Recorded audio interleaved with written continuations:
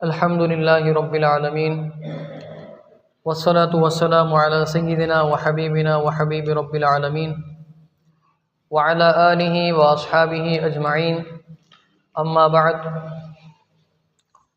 फ़अऊज़ु बिल्लाहि मिनश शैतानिर रजीम बिस्मिल्लाहिर रहमानिर रहीम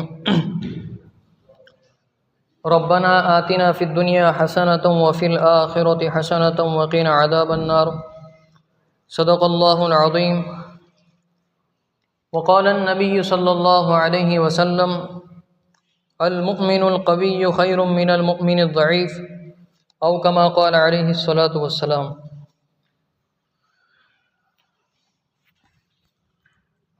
सूरह बकरा की अभी एक आयत तिलावत की गई और ये बहुत मशहूर आयत है। अक्सर नमाज़ों के बाद हम ये आयत सुनते हैं और दुआ के तौर पे इसको कहा जाता है कि रब्बना आतिना फ़िद दुनिया हसना व फ़िल आखिरति हसना व क़िना अज़ाबन नार। इसका तर्जुमा ये है कि हमारे रब आतिना फ़िद दुनिया, कि हमको दुनियावी ज़िंदगी में अता फरमा, दुनियावी ज़िंदगी हमको दे। कैसी दे? हसनतन, अच्छी और बेहतरीन ज़िंदगी दे। व फ़िल आखिरति हसनतन व क़िना अज़ाबन नार, और आखिरत की ज़िंदगी में हमें कैसी दे?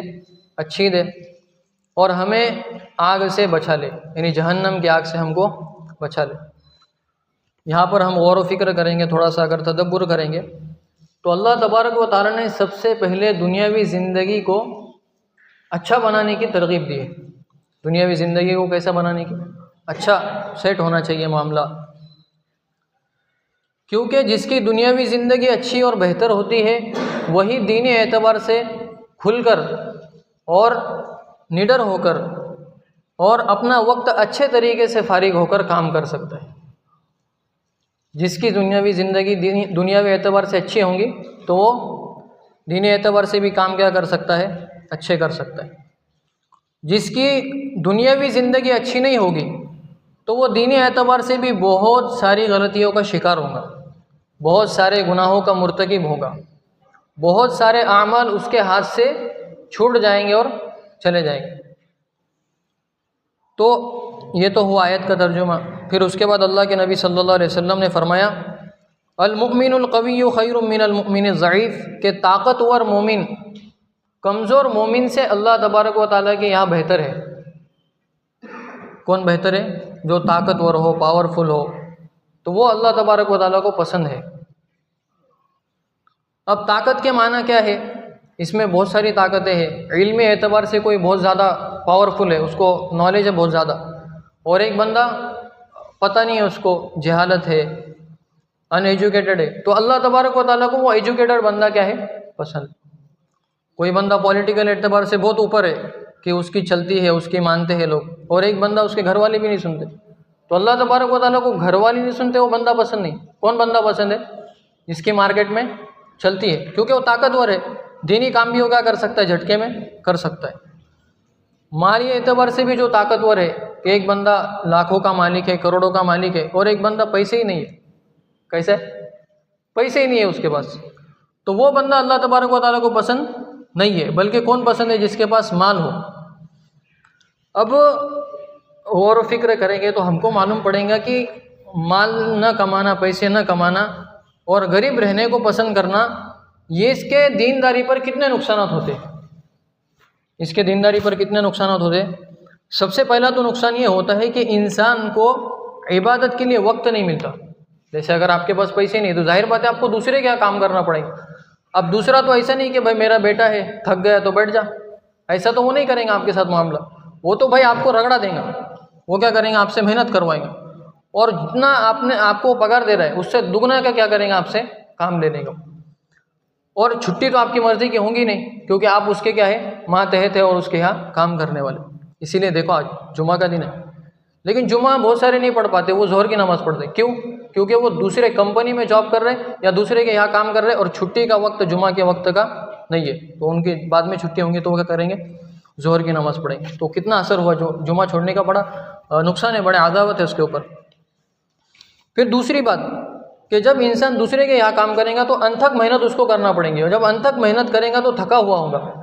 जब थका हुआ वो शाम को अपने घर पे आएगा तो ईशा की नमाज़ और मगरिब की नमाज़ वो क्या कर देगा, छोड़ देगा, क्योंकि थका हुआ है। अभी तो कारोबार से आया, अब यार अजान हो गई, अब ईशा हो गई, तो क्या करता हूँ मैं, इंशाल्लाह सुबह उठ के पढ़ूंगा। तो सालों से सुबह उठ के वो पढ़ने का इरादा कर रहा है, लेकिन वो इरादा पूरा नहीं होता। फिर सुबह की नमाज भी इसलिए छूट जाती है कि भाई दिन भर उसने क्या की थी, मेहनत की थी, रात को सोया तो क्या हो गया, सुबह उठ गया। बहुत मेहनत का काम होता है, मशक्क़त का काम होता है, ये होता है। तो अल्लाह के नबी सल्लल्लाहु अलैहि वसल्लम ने फाइनेंशियली एतबार से सबको मजबूत बनाने का काम किया है। सहाबा कराम को ऐसे ही नहीं छोड़ा कि भाई तुम्हारे पास पैसे नहीं तो वैसे ही रहो, अल्लाह ने जो फैसला किया उस पर राज़ी रहो। वो एक सहाबी हज़रत हकीम रज़ी अल्लाह अन्हु अल्लाह के नबी सल्लल्लाहु अलैहि वसल्लम के पास आए और कुछ मांगा तो अल्लाह के नबी ने दे दिया। फिर दूसरी मरतबा आए, कुछ मांगा, अल्लाह के नबी ने दे दिया। फिर तीसरी मरतबा आए, कुछ मांगा, दे दिया। लेकिन ये भी कहा साथ में कि ये अच्छी बात नहीं है, मांगना अच्छी बात नहीं है। और ऊपर वाला हाथ नीचे वाले हाथ से हमेशा बेहतर है। जो देने वाला हाथ है ऊपर का हाथ है, और जो लेने वाला हाथ है वो कौन सा है, नीचे वाला हाथ है। तो अल्लाह के नबी ने फरमाया अल यदुल उलिया खैरुम मिनल यदिस सुफला, कि ऊपर वाला हाथ नीचे वाले हाथ से क्या है, बेहतर है। तो एक तो ये कि उसको थकान की वजह से इबादत में कोताही होती है, और दूसरा सवाल को ज़िल्लत बताया। सवाल को हदीस मुबारका में क्या बताया कि किसी से मांगना, किसी के सामने अपनी हाजत को पेश करना, ये ज़िल्लत है। क्योंकि इंसान जब किसी से मांगता है तो अपने नफ्स को क्या करता है, वो गिरा देता है उसके सामने कि भाई थोड़ा सा दे दो, अभी ज़रूरत है, बाद में दे दूंगा। तो ये कौन सा मकाम है इंसान के लिए, ज़िल्लत का मकाम है। तो सवाल करना भी क्या है, ज़िल्लत है। और सवाल करने के बारे में हदीस में आया है कि जो मांगता ही फिरे लोगों से, तो उसके बारे में आया है कि जो कोई बंदा लोगों से मांगता ही रहे, यानी आज जो है तो बाजू वाले से मांग ले, कल रिश्तेदारों से मांग ले, परसों ससुराल वालों से मांग लिए, और 4 दिन के बाद बीवी का ही सोना क्या कर दिया उसने, हजम कर लिया। तो ये जो बंदा मांगता ही फिरता है, तो इसके बारे में हदीसों में आया है मा यज़ालु रजुलु यसअलुन नास हत्ता याती यौमल क़ियामती लैसा फ़ी वजहिही मुज़अतु लहमिन। जो बंदा मांगता फिर रहा है, इससे मांग रहा है, उससे मांग रहा है, और मांगता ही जा रहा है, तो अल्लाह के नबी ने फरमाया क़यामत के दिन जब वो आएगा अल्लाह तबारक व तआला के सामने, तो उसके चेहरे पर गोश्त का नामो निशान भी नहीं होगा। किसका नामो निशान नहीं होगा, गोश्त होता है तो इंसान अच्छा दिखता है। तो उसने अल्लाह तबारक व तआला ने जो उसको हाथ दिए, कान दिए, नाक दिए, जहन दिया, ताकत दी, सोचने समझने की सलाहियत दी, मामलत को समझने का, परखने का उसको इल्म दिया, उसकी उसने नाकदरी की। उसकी क्या की, उसने नाकदरी की। तो अल्लाह तबारक व तआला उसको नाकदरी की सज़ा देंगे कि आज उसके चेहरे से गोश्त उतार दिया जाए। तो मांगना बहुत बुरी बात है, ये क्या है, ज़िल्लत है। और क़यामत के दिन उसका क्या हाल होगा, ये हाल होगा। और आप देखो मुआशरे के अंदर देखो कि मांगने वालों को कोई इज़्ज़त की निगाह से नहीं देखता। अगर जो मांगने वाले लोग हैं, तो मांगने वाले लोगों का अगर फ़ोन भी आ जाए ना, फ़ोन भी आ जाए तो लोग उठाते नहीं। अगरचे उसने किसी और चीज़ के लिए फ़ोन किया हो तब भी लोग फ़ोन नहीं उठाते। क्यों नहीं उठाते, तो मांगने ले भाई, मांग लिया तो इसको जो है तो रास्ते से हटाना थोड़ा बहुत क्या है, मुश्किल होगा। कोई मांगने वाला अगर आ गया, कहीं आप बैठे हुए, तो इंसान वहाँ से क्या करता है, जल्दी से निकलने की सबील ढूंढता है कि भाई जल्दी से निकलो, वरना हजरत क्या कर लेंगे, पैसे मांग लेंगे। तो ये ज़िल्लत वाली ज़िंदगी क्या होती है, होती है। फिर तीसरा नुकसान क्या होता है कि घरों में झगड़े शुरू हो जाते हैं। पैसे नहीं होने की वजह से क्या होता है, घरों में लड़ाइयाँ होती है, झगड़े होते हैं, परेशानियाँ होती है। बीवी कह रही है कि ये ला कर दो, बच्चे कह रहे हैं कि वो ला कर दो, उनकी फ़ीसें अदा करना है, उनके मामलत को मुकम्मल करना है। अब बीवी को आप सुकून दिला सकते हैं, लेकिन बच्चे तो नहीं मानते। बच्चे बार बार माँ से रिक्वेस्ट करते हैं, तो माँ जो है तो शोहर को आने के बाद कहती है। तो रोज़ जब वो थक के आता है तो उसके सामने यही काम कि भाई बच्चे ये मांग रहे थे, बच्चे ये मांग रहे थे। तो इससे क्या होता है, फिर किसी न किसी दिन गुस्से में आके शोहर क्या कहता है, तुम्हारा देखो, तुम लाओ कहाँ से लाने का, तुम्हारे घर से मंगाओ, यानी ससुराल से क्या करो, पैसे मंगाओ। तो उमूमन जिन घरों में ज़्यादा वो मजबूती नहीं पैदा करते माली एतबार से, तो उसमें रोज़ाना के बेस पे झगड़े होते। सुबह कुछ लाना है, पैसे ही नहीं है, तो वो क्या हो गए, झगड़े शुरू हो गए। कुछ खरीदी का वक्त है तो थोड़ा ही ले लो, ज़्यादा मत लो, पैसे ही नहीं है, तो वो वहाँ पे दुकानों में लड़ाइयाँ शुरू हो गई, इधर लड़ाइयाँ शुरू हो गई। तो ऐसे मामला क्या होते हैं, पेश आते। फिर घर में एक बार अगर लड़ाई हो गई तो फिर वो ज़िंदगी भर वो सुधरने का नाम नहीं लेती, वो चलता ही रहता है। फिर उसके बाद एक हदीस में ये है कि जब कोई बंदा, यानी जैसे हम सवाब हासिल करने के लिए नमाज़ पढ़ते हैं, रोज़ा रखते हैं, ज़कात अदा करते हैं, तो इसी तरीके से अपने घर वालों पर खर्चा करना, अपने घर वालों पर खर्चा करना, ये भी मुस्तकिल एक इबादत है। यानी अगर किसी ने मेहनत करके 100 रुपये, 200 रुपये, 500 रुपये कमाए, और कमाने के बाद उसने अपने बच्चों के लिए कुछ मिठाई लेके गया शाम में घर पे, या अपने औरत के लिए जो है तो उसने कुछ उसका जो ज़रूरत का सामान है वो लेकर चला गया, तो ये वो लेकर चला गया तो ज़ाहिर एतबार से वो समझ रहा है मैं, मेरा हक़ है तो मैं दे रहा हूँ, लेकिन अल्लाह तबारक व तआला उस पर भी उसको क्या करेंगे, सवाब अता करेंगे। तो ये बीवी के बच्चों के ऊपर खर्चा करना, और हदीसों में आता है कि बीवी के मुंह में लुक़मा डालना, ये भी किसका सवाब रखता है, सदक़े का सवाब रखता है। फिर उसके अलावा एक नुकसान क्या होता है कि पैसा जो नहीं कमा रहे और मेहनत नहीं कर रहे, जद्दोजहद नहीं कर रहे, तो वो क्या करते हैं, कर्जे के बखेड़ों में पड़ जाते हैं। किसके बखेड़े में पड़ जाते हैं कि भाई अभी पैसे की ज़रूरत है, दवाखाने में कुछ ज़रूरत पेश आ गई या कुछ खरीदी करना है, तो फुला से मांग लिए कि भाई 10 तारीख को मैं क्या करूँगा, तेरे पैसे वापस दे दूँगा। फिर 10 तारीख आई तो पैसे तो हजरत के पास है नहीं, तो दूसरे को फ़ोन कर दिया कि भाई 15 तारीख को मैं तुम्हारे पैसे दे दूँगा, मुझे इतने दिन के लिए दो। फिर ये इतना बड़ा सर्कल बन जाता है, जब राज खुलते हैं तो पता चलता है। इसलिए फिर वो सबसे पहले तो क्या होता है, इधर उधर के कर्ज़ों में पड़ता है। दूसरा क्या होता है, बीवी के ज़ेवरात पे उसकी नज़र होती है, यार कितना लेके आई, 2 तोला है, 3 तोला है, तो इसको ठिकाने लगाते बोले। तो बीवी से रात में प्यार और मोहब्बत की बातें, साथ में रहना है, बोले अपनी को ज़िंदगी गुजारनी है, और आप जो है तो साथ इस वक्त देंगे तो इंशाल्लाह जब आएंगे तो फिर तो आपको मैं जन्नत में जो है तो घुमाऊंगा, और यहाँ जाएंगे और वहाँ जाएंगे, ऐसा करेंगे वैसा करेंगे। तो ये लालच पे क्या करता है, बीवी समझ जाती है कि भाई ये फेंको है, इसका रोज़ का काम है, लेकिन मुसीबत में तो इसको क्या कर दो, पैसे दे दो। तो बीवी क्या करती है, भाई ले चल। तो वो क़यामत तक वापस, वो जो पैसे बीवी के ज़रूरत के आते हैं तो वो क़यामत तक वापस नहीं आते, वो ख्वाब भी सब क्या हो जाते हैं, अधूरे रह जाते। तो एक बंदा था कि उसने अपनी बीवी से कहा, बोले यार वो मेरा दोस्त वसीम है, बहुत मालदार था उसका दोस्त, चर्चा था उसका। उसने क्या कहा, बोले यार मेरे पास वसीम के जैसे जो है तो गाड़ी नहीं है बोले, लेकिन पलकों पे बिठा सकता बोले। अपनी बीवी की जब निकाह हुआ और आया तो बोले वसीम के इतने पैसे तो नहीं है बोले, गाड़ी तो नहीं है बोले, पलकों पे बिठा सकता बोले, बंगला नहीं है बोले वसीम के जैसा मेरे पास, लेकिन तुझे क्या कर सकता हूँ, अपने दिल में जगह दे सकता हूँ बोले। तो बोले इतनी मोहब्बत है मुझे तुझसे, तो तुझको और क्या चाहिए बोले, यानी तुझको और क्या चाहिए बोले, इतनी तो मोहब्बत में दे रहा हूँ। तो बीवी ने सामने से क्या कहा कि मुझे वसीम का नंबर चाहिए। क्या बोली बीवी ने। तो आज बीवियाँ भी नहीं रुकती, ज़्यादा दिन तक आप अगर चक्कर चलाएंगे ना ऐसा, ये नहीं है वो नहीं है, ऐसी परेशानी, तू तेरा सलाम, मैं कोई और क्या करती हूँ, अपना शोर ढूंढती हूँ। आप देखो रिश्तेदारों में क्या होता है, आप अगर गरीब है तो उस वक्त जब आप प्रोग्राम में जाते थे, उस वक्त जब आप रिश्तेदारों में जाते थे तो कौन पूछता था आपको। लोग भूखे भी आएंगे ना आप, तब भी आपको नहीं पूछेंगे कि यार इसने खाना खाया कि नहीं खाया। आप मेहनत करते रहो, सुबह से लगे रहो, रिश्तेदार आपको कौड़ी कीमत नहीं देंगे, कौड़ी का भाव नहीं देंगे। लेकिन आप मालदार हो, और मालदार होने के बाद आप टच कर दो कि मैं घर से निकल रहा हूँ, 4 लोग आप बाहर आके रुकेंगे, शादी के मंडप के बाहर आके, और वो बंदा आ रहा बोले तो उसको पिकअप कर लो बोले, वहाँ से क्या करो ले के आओ बोले, उनको रास्ता नहीं समझेगा बोले। और गरीब 2 घंटे से यार मेरे को रास्ता नहीं मिल रहा, मेरे को रास्ता नहीं मिल रहा, बोले नहीं बोले यहाँ से वहाँ जाओ, वहाँ से वहाँ जाओ, वहाँ से वहाँ मिलो। और जो अमीर बंदा है उसके साथ क्या मामला हो रहा है, उनको स्टैंड पे लेने जाओगे, क्यों बोले वो पैसे वाले। तो दुनिया पैसा देख के चलती है, इल्म अमल कोई नहीं देखता। आज के ज़माने में कैसा है, जिसके पास पैसा है तो लोग उसको ही पूछते तू कैसा है। तो ये मामला है। वो किसी ने बहुत अच्छी बात की, जुमा के बयानात होते हैं, लोग गायब रहते हैं, सुनते नहीं, बातें होती, खेसिफात वगैरह सब चीज़ें होती। क्या वजह है बोले कि लोग बैठते नहीं बोले, लोग सुनते नहीं बोले। तो उसकी वजह ये बताई कि अक्सर उलमाए किराम थोड़े से माली एतबार से कमज़ोर रहते, पैसे नहीं रहते ना ज़्यादा, तो माली एतबार से कमज़ोर रहते बोले। तो किसी ने बहुत अच्छी बात कही कि जिसके पास पैसा होता है तो लोग उसकी बकवास को भी क्या कहते हैं, गोल्डन वर्ड कहते हैं। क्या कहते हैं, आज पॉलिटिकल कोई जलसा हो तो देखो कैसा उमड़ के आ जाएंगे लोग, क्यों, उसकी पैसे की ताकत बोल रही। और यहाँ पे बयान हो रहा है, कीमती बातें हो रही, कुरान की आयतें हदीसें समझाई जा रही, लेकिन लोग ही नहीं आ रहे। तो असल में मौलाना का और बातों का कोई मसला नहीं है। आप देखो जिन उलमा के पास ठीक ठाक है ना, वो जो फॉर्चूनर से उतरते, उनके बयानात में लोग कैसे, अरे चलो बोले वो मौलाना आ रहे, कौन, उनके पास फॉर्चूनर है वो मौलाना आ रहे, तो भागते जा रहे हैं वहाँ पर। तो पैसे की क्या हो रही है, कीमत हो रही है, इंसान की कीमत क्या नहीं हो रही। तो इसलिए साफ सीधी बात है कि हमको क्या करना चाहिए, ज़माने के एतबार से मजबूत होना चाहिए। फिर एक बात ये है कि पैसे जब नहीं होते तो इंसान सूद के चक्कर में पड़ता है। सूद इतना बुरी और इतनी गंदी और इतनी नहुसत वाली चीज़ है, जो पढ़े हैं उसके अंदर उनसे पूछ लो।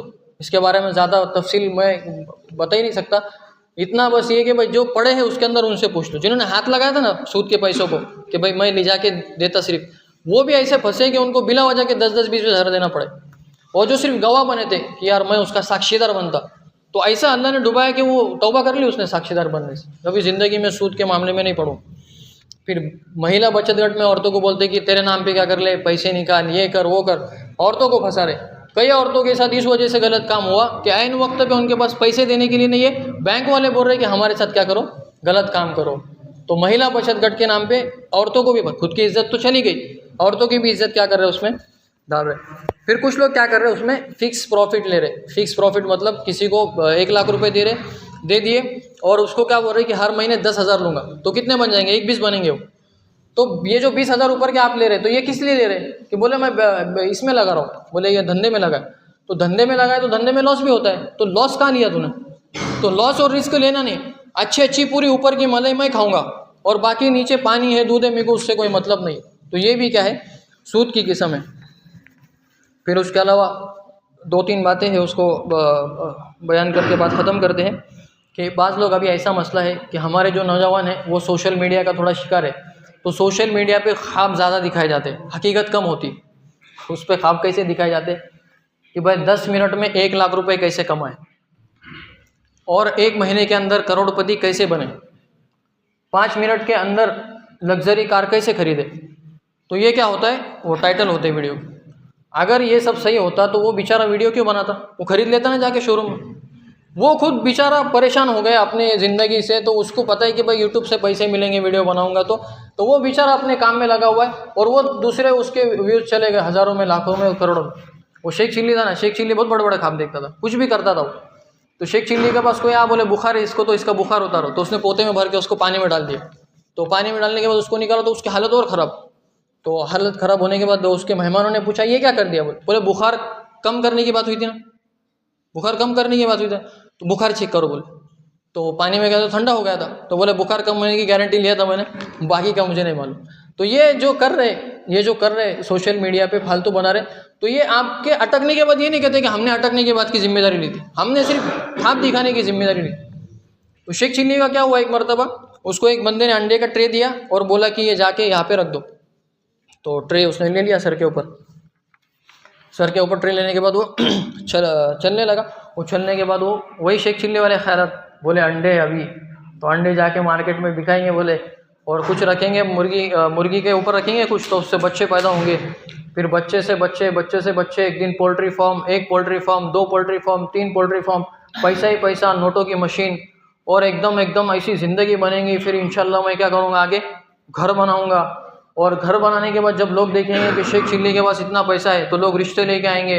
रिश्ते लेने के बाद एकदम अच्छे घर में निकाह करूँगा, निकाह करने के बाद फिर बच्चे पैदा होंगे, और बच्चे जो है तो आएंगे मेरे पास और बोलेंगे कि अब्बा थोड़े पैसे चाहिए।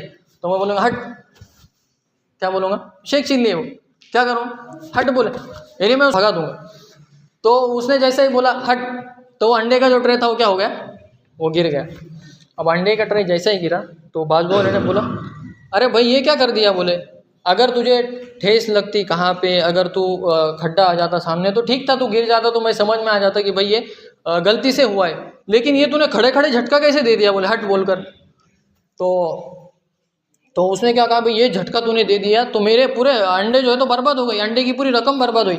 तो शेख चिल्ली ने क्या कहा सामने से कि बोले तेरे तो अंडे बर्बाद हुए, मेरा तो पूरा खानदान बर्बाद हो गया। क्या कहा उसने, तेरे तो अंडे की ट्रे की बात हो गई, मेरा तो पूरा खानदान बर्बाद हो गया बोले।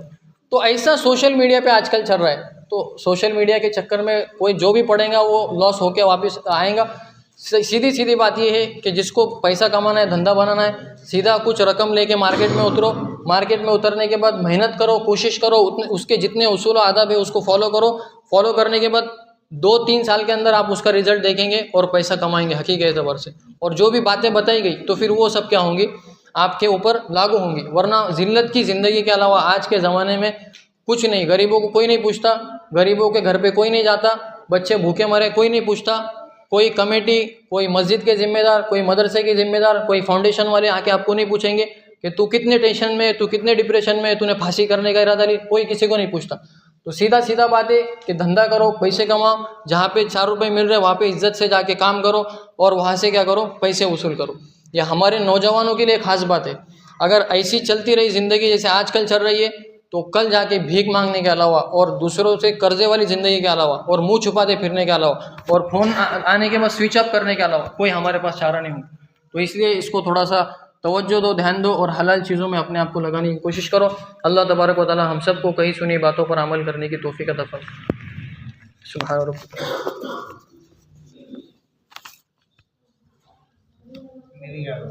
हाँ।